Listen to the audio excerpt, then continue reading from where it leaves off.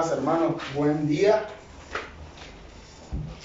Y vamos a seguir con esta serie de enseñanzas, de predicaciones del libro de Colosenses, hermanos. Ha sido de mucha bendición para mí, y yo espero que también lo sea para ustedes. He aprendido muchísimo, hermanos, estudiando esta epístola. Hoy vamos a ver, como leyó nuestro hermano Samuel, desde el capítulo 2, versículos 16 al 23. Hermanos, si yo les preguntara cuál es el peor o cuál es la peor amenaza del cristianismo, ¿qué me responderían ustedes? ¿Cuál es la peor amenaza del cristianismo? Eso es algo que yo he escuchado a varios pastores preguntar a sus congregaciones. ¿Cuál es la peor amenaza del cristianismo? Puede que usted esté pensando que la peor amenaza es el incremento de la maldad. Si nosotros vemos ahorita a nuestro alrededor, vemos que hay un incremento de la maldad increíble, hermanos. Basta que usted vea una serie de televisión donde va a ver eso plasmado. Otro podría estar pensando que la peor amenaza del cristianismo son las persecuciones. Aunque aquí, de este lado del occidente, a este lado occidental, no tenemos tanta persecución. El otro lado del hemisferio, del mundo, sí tenemos mucha persecución. Corea del Norte y estos países, especialmente musulmanes, hay muchísima persecución en contra de los cristianos. Pero eso será como tal la peor amenaza del cristianismo. Tal vez podríamos decir que las falsas sectas, ¿verdad? Bueno, los testigos de Jehová, los mormones han crecido de tal forma, los adventistas, el catolicismo, los musulmanes. Pero eso será en realidad la peor amenaza del cristianismo. Lamentablemente, hermanos, pero cierto, la mayor amenaza, la peor amenaza del cristianismo proviene no de fuera de la iglesia, sino dentro de la iglesia. Y Pablo nos advirtió eso desde hace más de 2000 años. Pablo ya lo sabía. Pablo le escribió a los pastores en la iglesia de Éfeso, Hechos capítulo 20, versículo 20 y 29, acerca de esto. Miren lo que le dice Pablo a los pastores de Éfeso. Sé que después de mi partida vendrán lobos feroces entre vosotros, que no perdonarán el rebaño, y que de entre vosotros mismos se levantarán algunos hablando cosas perversas para arrastrar a los discípulos tras ellos. Por tanto, estad alerta. Por tanto, estad alerta. Y esto, hermanos, prácticamente resume la enseñanza del día de hoy y, si Dios lo permite, de la próxima semana. Nosotros podemos ser, hermanos, o lamentablemente muchas veces hemos sido una amenaza para la iglesia. Es una amenaza que se encuentra dentro de nuestros propios corazones.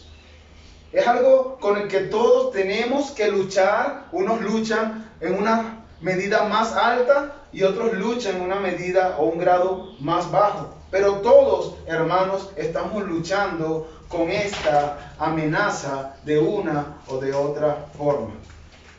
Lamentablemente, ya voy a decir cuál es la lucha, ¿verdad? Pero lamentablemente, cuando nosotros aplicamos esto, cuando nosotros somos amenaza para la iglesia, lamentablemente negamos la suficiencia de nuestro Señor Jesucristo.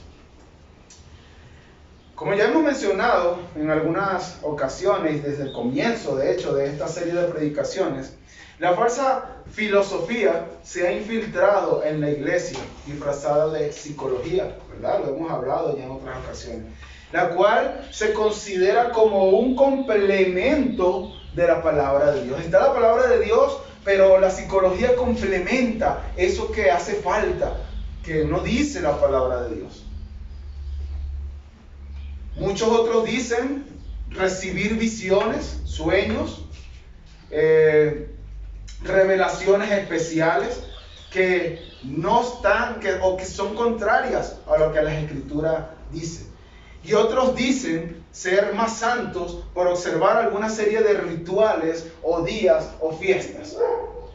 Y hay otras personas que optan por privarse de muchas cosas, argumentando que la pobreza, la vida de pobreza, o aún hasta la autoflagelación física es el camino para la santidad, o el apartarse, ¿no?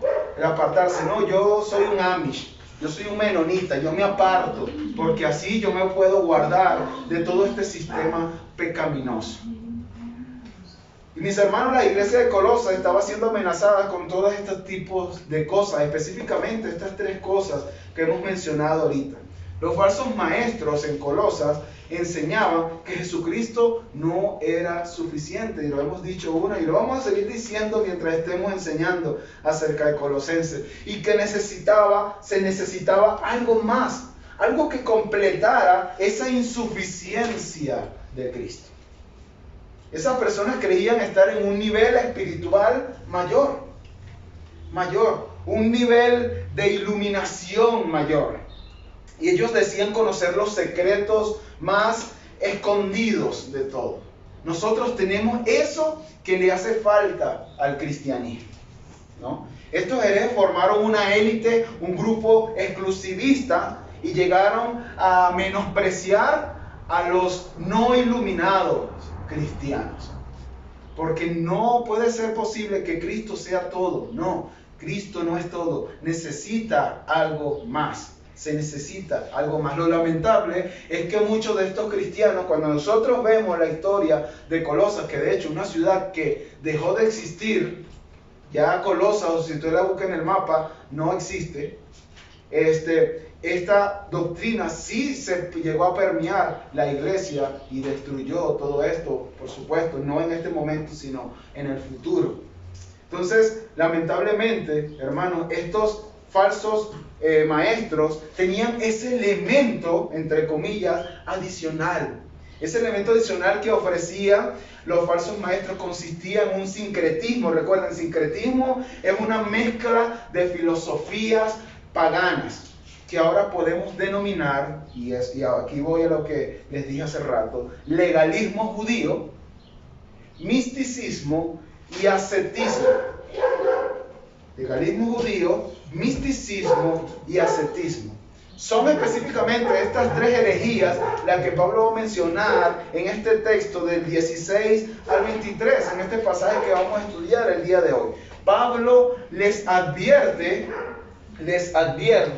a los colosenses que se cuiden de la falsa espiritualidad. Por eso hemos titulado así: cuídense de la falsa espiritualidad. Estas falsas doctrinas, hermanos, tenían apariencia de espiritualidad, pero en realidad los esclavizaba. Esto que supuestamente le hacía falta no era libertad. Lo que al contrario los esclavizaba, pensando que practicando estas doctrinas, estas falsas doctrinas, iban a ser más santos, o iban a santificarse más, o iban a tener la salvación de sus almas. Por esto Pablo les exhorta: cuídense de la falsa espiritualidad. Y vamos a dividir este pasaje en tres encabezados. El primero es: cuídense del legalismo. Lo podemos ver del 16 al 17. El segundo: cuídense del misticismo. Lo podemos ver del 18 al 19. Y la semana que viene, si Dios lo permite, veremos: cuídense del ascetismo, del 20 al 23. Del 20 al 23. Vamos a orar, hermanos, para ya entrar en el texto. Señor, te damos muchas gracias. Tú has sido, como cantábamos ahorita, Señor, siempre fiel. A pesar de nuestra infidelidad, Señor, a pesar de nuestros muchos pecados en contra ti y que te entristecen y que tú aborreces, Señor, tú eres fiel a tu palabra. Aun si nosotros te fuésemos infiel, como dice Pablo a Timoteo, tú permaneces siendo fiel porque no puedes negarte a ti mismo. Es tu naturaleza ser fiel, Señor. Y esa fidelidad, Señor, yo apelo a esa fidelidad, yo cito para pedirte, Señor, que tú nos ayudes el día de hoy. Tú has prometido estar con nosotros todos los días hasta el fin de los tiempos, Señor. Yo te pido que tú nos ayudes a comprender este mensaje que tienes preparado para nosotros el día de hoy. Que lo podamos comprender, que lo podamos digerir y que lo podamos aplicar en nuestras vidas. Oh Señor, usa tu palabra para transformar nuestras mentes y nuestros corazones. Es tu palabra todopoderosa para eso. Pero también usa tu palabra para salvar a las personas que aún no han creído en ti. Señor, tu palabra es poderosa y ayúdanos a confiar en ese poder que tiene tu palabra para salvar y para santificar. Úsame, Señor, aunque no soy digno. Únicamente, Señor, me hace digno el sacrificio de nuestro Señor Jesucristo.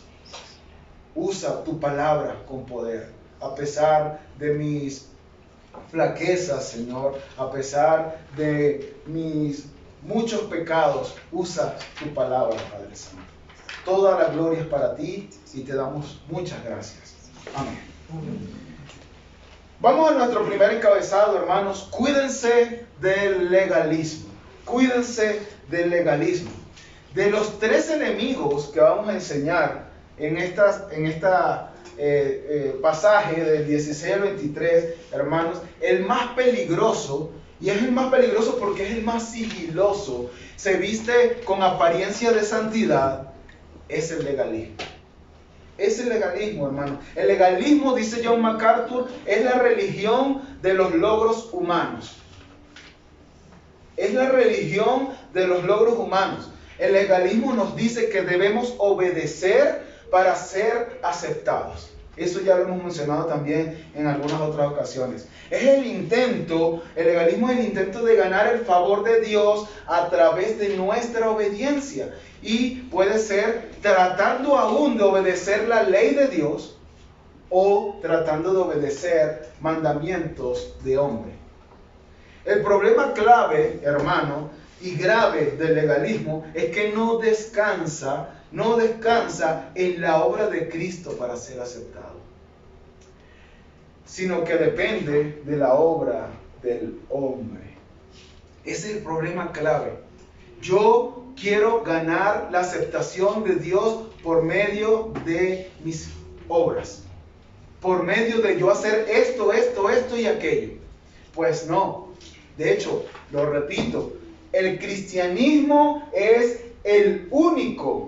la única religión en el mundo. Usted busque cualquier otra religión que no sea el cristianismo. El cristianismo es la única religión que usted primero es aceptado y como consecuencia de esa aceptación usted obedece. Todo el resto, llámele y póngale usted el nombre que usted quiera, es al revés. Usted, para poder ser aceptado, tiene que obedecer. Pero otra característica muy evidente del legalismo es que las personas que practican el legalismo, o sea, los legalistas, son personas extremadamente orgullosas, hermano. Se creen las personas más santas por hacer esto, por hacer aquello, y se imponen sobre los demás a través de la intimidación. Es una especie de competencia espiritual. A través de mi obediencia yo soy más santo que tú porque yo obedezco más que tú. Dice John MacArthur que esta es la religión favorita de las personas orgullosas. Porque yo puedo demostrar a través de mis hechos que soy mejor que tú. Y basta nada más echar un vistazo a los fariseos de los tiempos de Cristo. Eran exactamente así. Y hermanos, algo parecido está ocurriendo en la iglesia de Colosas. Como vimos en la primera prédica de esta serie, la iglesia de Colosas era mayormente una iglesia gentil. Era mayormente una iglesia gentil. De hecho, era una colonia romana. Era una colonia romana. No eran judíos, pero parte de este sincretismo, de esta falsa enseñanza que se ingresó allí en la ciudad de Colosas, quería que ellos guardaran, sin ser judíos, recuerden, eran gentiles, guardaban ciertas enseñanzas o falsas enseñanzas. Había un legalismo judío que al parecer estaban incitando a los colosenses a que observaran leyes ceremoniales y que se obedecían en el antiguo pacto. Querían esclavizarlos. Ya los colosenses eran libres, pero ellos querían volver a esclavizarlos, a guardar y a observar estas ceremonias y estos mandatos. Por lo que Pablo en los versículos 16 y 17 les escribe: por tanto, que nadie se constituya en vuestro juez con respecto a comida, bebida, o en cuanto a días de fiesta, o luna nueva, o día de reposo, cosas que son solo sombra de lo que ha de venir, pero el cuerpo pertenece a Cristo. Pablo empieza con un conectivo, ¿verdad? Por tanto, esto nos está conectando definitivamente con lo que vimos la semana pasada. Nuestra salvación está completa en Cristo. Fuimos circuncidados en Cristo, fuimos bautizados en Cristo, es decir, sepultados y resucitados en Cristo, fuimos perdonados por Cristo o en Cristo, y por todo esto somos más que vencedores en Cristo. Nuestra salvación está completa porque depende completa y exclusivamente de Cristo. Ustedes son libres en Cristo. Por tanto, ¿ven? Por tanto, que nadie, fíjense lo que dice Pablo ahí, que nadie, no algunos, sino que ninguno se constituya en vuestro juez.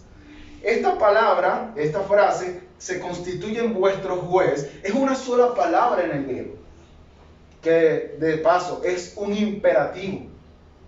Es un imperativo, es un mandato para nosotros. Pablo nos está exhortando a que nadie se constituya en vuestro juez.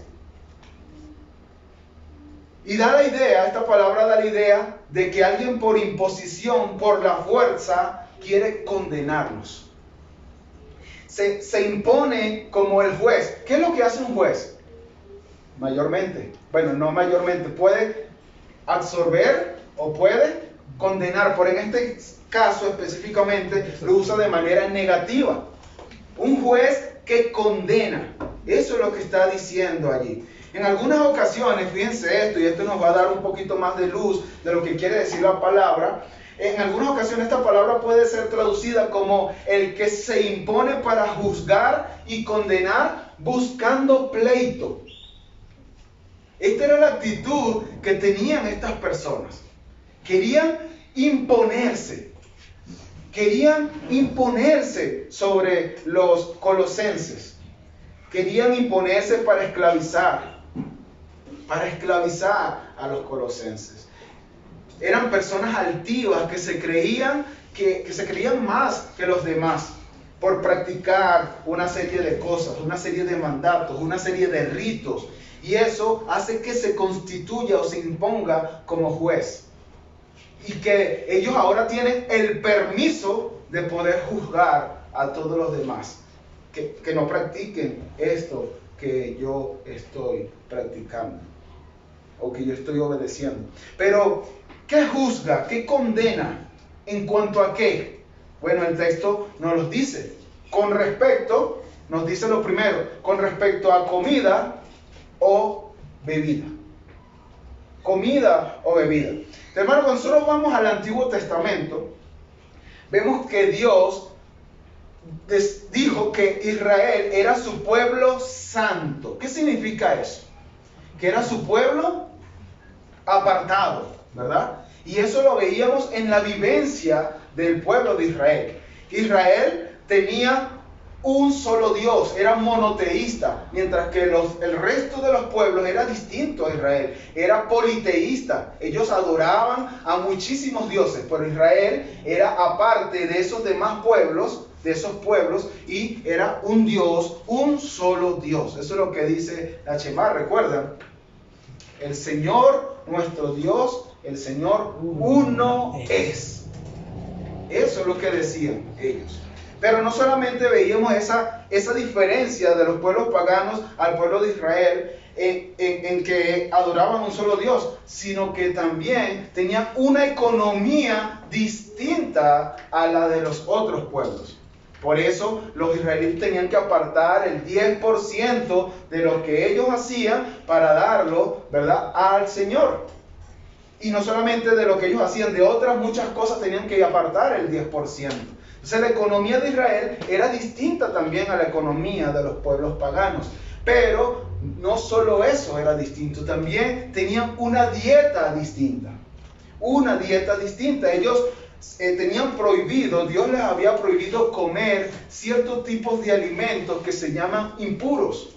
Si usted va a Levíticos 11, y no lo vamos a leer hoy, Levíticos 11, Dios le da esa ley, o le da esos mandamientos al pueblo de Israel. No pueden comer esto y estos animales sí los pueden comer. Aún en la dieta, hermanos, había una diferencia entre el pueblo de Israel y los pueblos paganos. Pero, hermanos, lo que nosotros tenemos que entender que esto se daba o se aplicaba para Israel en el antiguo pacto.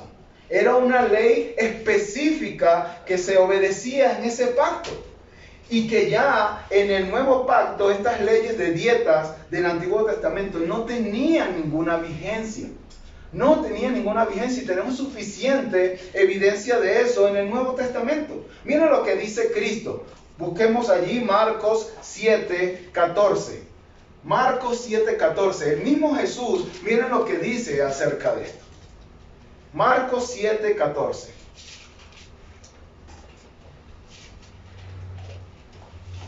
Miren lo que dice. Él llamando de nuevo a la multitud les decía: escuchadme todos y entended. No hay nada fuera del hombre que al entrar en él pueda contaminarlo, sino que lo que sale de adentro del hombre es lo que contamina al hombre. Si alguno tiene oídos para oír, que oiga. Y cuando dejó a la multitud y entró en la casa, sus discípulos le preguntaron acerca de la parábola. Y él les dijo: ¿también vosotros sois tan faltos de entendimiento? ¿No comprendéis que todo lo que de afuera entra al hombre no le puede contaminar? Porque no entra en su corazón, sino en el estómago y se elimina. Y aquí el autor, o sea, en este caso lo hace Marcos, hace un comentario de eso que está allí. Por eso está en paréntesis. El autor hace este comentario: declarando así limpios todos los alimentos. Todos los alimentos. Ahora, hermanos, esto debió haber sido un choque para las personas que estaban escuchando esto. Ellos estaban acostumbrados a no comer cierto tipo de alimento. Y ahora viene Cristo y le dice: ustedes no se contaminan por comer eso. Lo que contamina es lo que sale del corazón, no lo que entra. Porque no entra en el corazón, sino que entra en el estómago. Eso nos contamina. Por lo tanto, ustedes pueden comer todo lo que ustedes quieran. Ustedes pueden comer todo lo que ustedes quieran. Eso no es en realidad lo que le contamina. Pero también vemos el apóstol Pablo en Romanos 14:17 diciendo acerca de este mismo punto: el reino de Dios no es comida ni bebida, sino justicia y paz y gozo en el Espíritu. Aquí vemos otra vez dándonos luz el apóstol Pablo ahora acerca de ese tema. Pero también tenemos la visión de Pedro, ¿verdad? En Hechos capítulo 10. Ustedes la saben, no la vamos a mencionar. Él empieza a ver una visión donde empieza a ver todo tipo de animales y al final se le dice: mata y come. Y Pedro dice: ya va, Señor, ya va, ¿cómo que yo voy a matar y comer todo esto? Y vuelve a ver la visión y se le dice: mata y come. Mata y come. Pero si nosotros nos vamos al concilio de Jerusalén, el concilio de Jerusalén era, la iglesia de Jerusalén se reunió para saber si si los gentiles, o sea, las personas que no son judías, iban a ser parte de este movimiento que estaba naciendo, que el cristianismo, iban a ser salvos, porque ya estaban viendo que ellos podían hablar en lengua, ellos tenían la evidencia en ese momento, la evidencia de la salvación. Entonces la iglesia dice, ya va, ¿qué está pasando aquí? Esto no es nada más para los judíos. Entonces se reúne la iglesia, la iglesia de Jerusalén, hace el concilio de Jerusalén, Hechos capítulo 15, usted lo puede leer con calma en su casa, y miren lo que dice Jacobo, que en Gálatas se nos dice que era el pilar, o uno de los 3 pilares de la iglesia de Jerusalén, Jacobo, Pedro y Juan. Jacobo dice, el hermano del Señor Jesucristo, dice, versículo 19, 15, 19, Hechos 15, 19, dice, por tanto, este es el resumen del concilio. Por tanto, yo opino que no molestemos a los que entre los gentiles se convierten a Dios, sino que les escribamos, de hecho eso fue lo que hicieron, escribieron una carta y era leída, ¿verdad?, entre los gentiles. Les escribamos que se abstengan de cosas contaminadas por los ídolos, una cosa, de la fornicación, de lo estrangulado y de la sangre. ¿Dónde está aquí la parte de la comida? No hay comida. No hay comida. Entonces, mis hermanos, si usted piensa que comiendo ciertos alimentos o dejando de comer ciertos alimentos, usted se va a santificar más, déjeme decirle que está equivocado. Porque eso no es lo que santifica. Eso no es lo que santifica. Usted no es más santo por llevar una dieta vegetariana o una dieta vegana. No es más santo por eso, ni tampoco es más santo por comer carne. Tampoco es más santo por comer carne. No, eso no es lo que santifica, hermanos. No es lo que entra, sino lo que sale del cuerpo. Yo me acuerdo cuando estaba allá en Venezuela, unos hermanos que de verdad amamos mucho. Yo me acuerdo que un día los fuimos a visitar y ellos nos dijeron, no, estamos haciendo la dieta de Daniel. Estamos comiendo solamente hortalizas, legumbres y verduras. Y yo dije, ay, pero ¿por qué? Bueno, porque así como Daniel, el Señor usó esa dieta para fortalecerlo más espiritualmente y guardarse, nosotros también estamos haciendo eso. Bueno, yo en ese momento lamentablemente no tenía a lo mejor el conocimiento que el Señor por su gracia me da, el poco conocimiento que el Señor por su gracia me ha dado ahorita, y no les supe responder. De hecho, te dijo, oye, sería bueno, ¿no?, hacer esa dieta.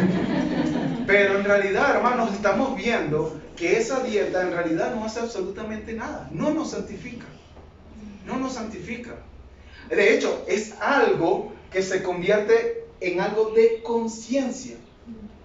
No lo vamos a leer tampoco, pero en Romanos capítulo 14, usted lea lo completo, es algo de conciencia. Si alguien quiere comer solamente, ¿verdad?, verduras y legumbres, está bien. Pero si no, entonces está bien. El que come verduras y legumbres no juzgue al que come carne, y el que come carne no juzgue al que come legumbres y verduras.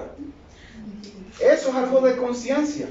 No podemos imponernos como juez por algo que la Escritura lo deja a la libertad cristiana. Pero no solamente Pablo se queda en las bebidas y en las comidas. Por cierto, la bebida no la mencioné porque solamente se menciona de dos formas: en el voto nazareno y y en los sacerdotes cuando iban a servir en el templo. No podían, tenían que abstenerse del vino. Son las únicas veces que se menciona de la abstención de bebida. Entonces, pero aquí yo creo que el énfasis estaba en la comida. Pablo nos sigue diciendo que no solamente en cuanto a días, te dice, en cuanto a días de fiestas, de luna nueva o días de reposo. Hermanos, los días de fiestas formaban parte del calendario judío. Habían fiestas solemnes que los judíos practicaban, como la Pascua, el Pentecostés, la fiesta de los tabernáculos. La pueden encontrar en Levítico capítulo 23. Va a haber todas estas fiestas. Y en estas fiestas se ofrecían también durante la luna nueva. La luna nueva era el primer día de cada mes judío. Y ahí se sacrificaban animales y entonces se celebraba esta fiesta. Eso lo puede ver en Números 28, del 11 al 14.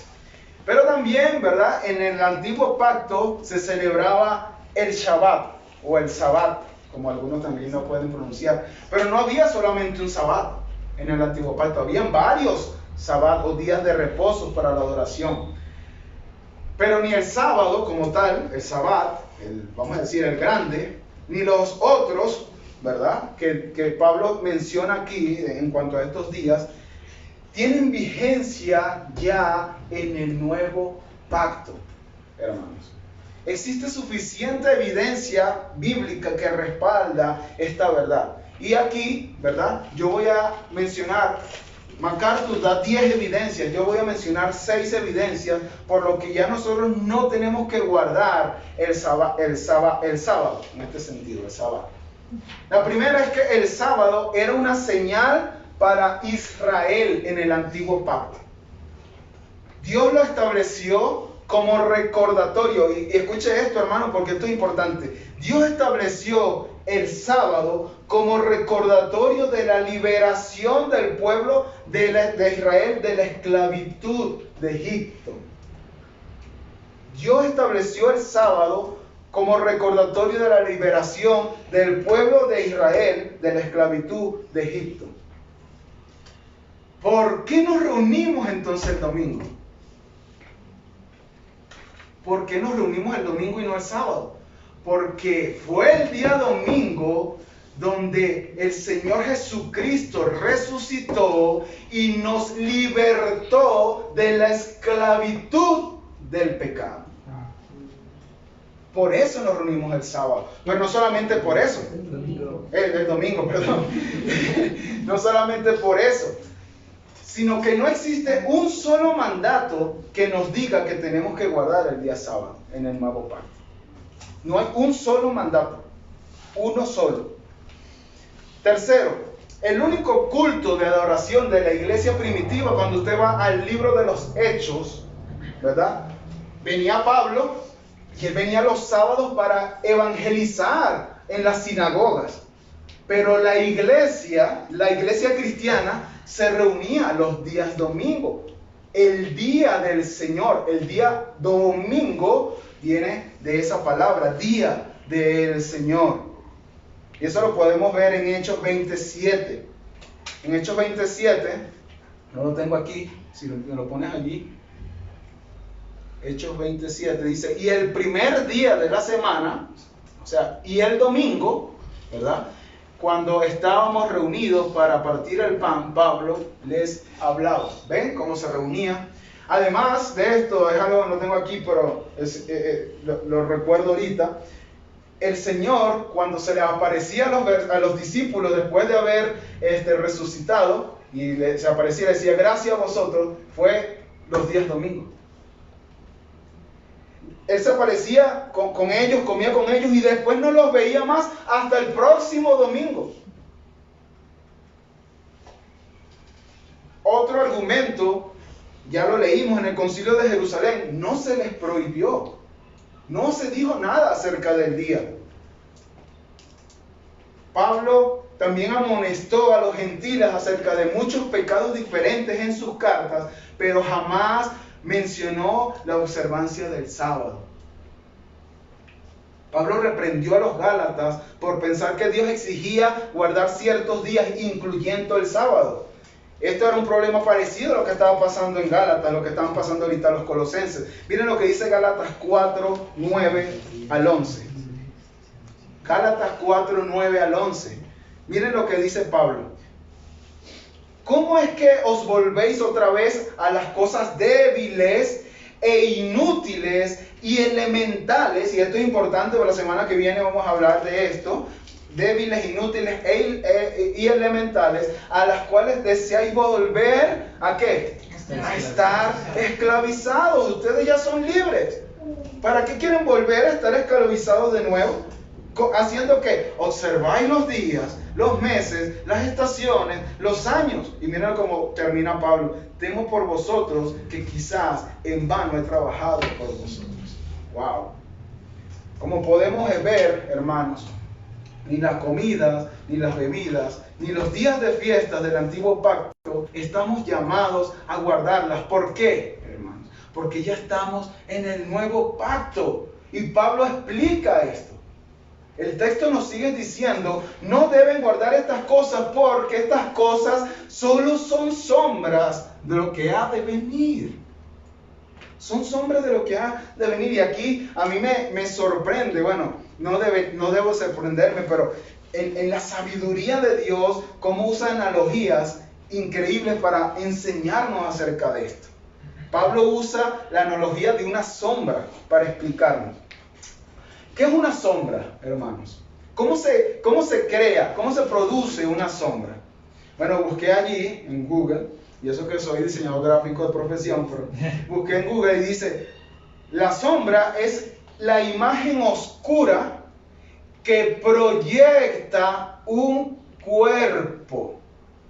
Es la imagen oscura que proyecta un cuerpo sobre una superficie al interceptar los rayos de luz. Hermanos, una sombra no es la realidad. Una sombra usted no puede tocarla. No es la realidad. Pues la realidad es el cuerpo que produce esa sombra. Jesucristo es la realidad tras esa sombra. Por eso sigue diciendo Pablo, pero el cuerpo pertenece a Cristo. El cuerpo pertenece a Cristo. Miren lo que dice Hebreos, nos da un poquito más de luz, Hebreos capítulo 10, versículo 1. Hebreos capítulo 10, versículo 1. Dice, pues, ya que la ley solo tiene la sombra de los bienes futuros y no la misma forma de las cosas. Entonces, como es así, nunca puede, por los mismos sacrificios que ellos ofrecen continuamente, año tras año, hacer perfectos a los que se acercan. Porque era una sombra. No era el cuerpo, era una sombra.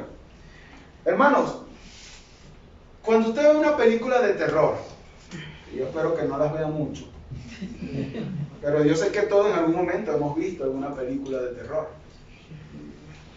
Cuando usted ve que esa persona está escondida para no ser matada por el asesino, y ve que se acerca la sombra, ¿verdad? Y esa persona está así temblando y ve la sombra, y ahora él sigue viendo la sombra, y el asesino está aquí y él sigue viendo la sombra. No, porque ¿qué es lo que importa?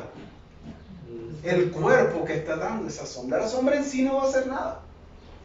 La sombra en sí no va a hacer nada. Todas estas cosas, comida, bebida, días festivos del antiguo pacto, apuntaban al cuerpo. Eran sombras que apuntaban al cuerpo. En la teología, hermanos, al antiguo pacto se le llama el tiempo de la promesa. Y al nuevo pacto se le llama el tiempo del cumplimiento de esas promesas. Estas cosas eran promesas que apuntaban al cumplimiento que se da en Cristo. Todas estas leyes del antiguo pacto tienen su cumplimiento en Cristo. Y vamos a ver algunos ejemplos, solamente 3. En cuanto a las normas alimenticias, hermanos, Dios en algún momento envió maná, ¿verdad?, para el pueblo de Israel. Bueno, dice Juan 6:41 que Cristo es el verdadero pan que descendió del cielo. Yo soy el pan, yo soy el verdadero maná. Y si tú no comes de mí, entonces no vas a poder ser salvo. ¿Por qué no es necesario que los cristianos guardemos la Pascua? ¿Por qué? Porque Cristo es la verdadera Pascua. Cristo, nuestra Pascua, ya fue sacrificada por nosotros. ¿Ven? Esa Pascua era una representación, una sombra de lo que Cristo vino a hacer. Primera a los Corintios 5:7 dice eso. Y en Hebreos capítulo 4, versículo 1, nos dice que Dios, por medio de Cristo, estableció el reposo eterno, y todos aquellos que no entren en ese reposo, el verdadero reposo que es Cristo, entonces no pueden ser salvos. Y así ese cordero del Antiguo Testamento que era sacrificado era una sombra de lo que Cristo iba a hacer. Eso se llama tipologías. Tipologías. Entonces, hermanos, según seguir preocupándonos por las sombras, cuando ya ha llegado en realidad el cuerpo, es un esfuerzo vano. No sirve de nada. Lo que Pablo enseña aquí es que es muy sencillo. La verdadera espiritualidad no consiste en observar normas externas, sino en gozar de una relación íntima con Cristo. No te santifican esas cosas. Cristo, el cuerpo, la realidad de esas sombras, eso es lo que te santifica. Eso es lo que te santifica. Y como vimos, hermanos, los legalistas son personas que quieren imponer sus enseñanzas y mayormente lo hacen a través de la intimidación. Pero muchas veces esas enseñanzas ni siquiera son bíblicas. Ni siquiera son bíblicas. Los legalistas imponen leyes donde no las hay. Ya sea malinterpretando la escritura, como en este caso que acabamos de ver, o leyes que ellos mismos crean se la sacan de la manga, ¿no? Y esta semana, hermanos, de verdad que el Señor fue bueno porque me puso muchas aplicaciones prácticas acerca de esto. Antes de ayer escuchaba, no recuerdo si fue ayer o antes de ayer, pero escuchaba a una persona diciendo que tomar café es pecado, porque la cafeína es una droga. Y que si usted toma café antes de venir a la iglesia, usted está viniendo a la iglesia drogado.